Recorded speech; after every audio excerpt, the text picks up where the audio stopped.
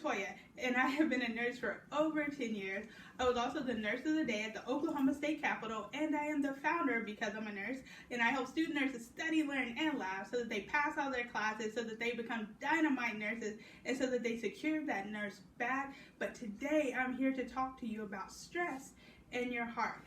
I know we've all heard the term that stress is bad for your health, right? We know that, but we need to talk a little bit more in depth about what happens. So, when your body goes into the stress mode, it also goes into the fight or flight mode, right? And some of the things that can happen when your body goes into that fight or flight mode is that your blood pressure increases, right? It shoots up. Your heart rate will shoot up, right? You can become very, very nervous, right?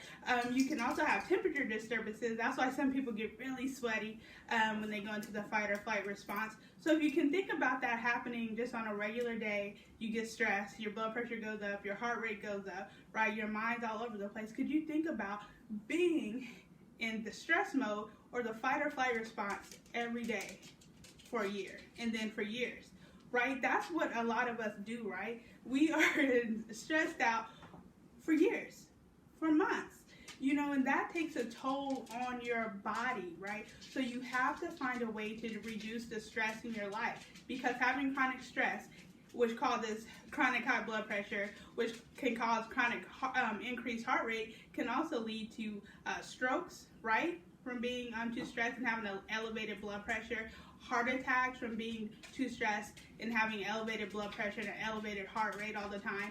And as you know, like sometimes you go to the doctor and they can give you all the medicine in the world, right? And it still won't decrease that blood pressure or heart rate because you have environmental factors, right, that you haven't changed yet, like your stress level, like your diet, like your weight, right? So we have to get some of those things in control. And I think the number one way to get your stress under control is to put yourself first, right? You can't pour from an empty cup. So if you put yourself first and take care of you first, then you can help decrease your stress. And I say that and people say, well, how did that work? Well, let me tell you a little story. So if you've ever been to a church, especially an African-American church, they have what's called altar call, right? And so what they will say is like, come to the altar to pray, or if you need prayer, or you can come to the altar to stand in the gap for someone else, right?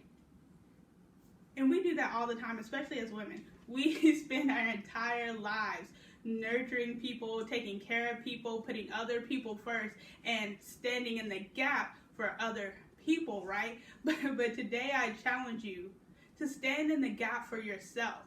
Stand in the gap for your health, right? And stand in the gap for your life. Because if you don't put yourself first and you don't take care of yourself, you won't be here, right? So that is my message, right? So put yourself first, stand in the gap for yourself, and thank you guys so much. I hope you have a wonderful day. If you do have questions about your health or just in general, you can reach me at Latoya@becausei'manurse.com.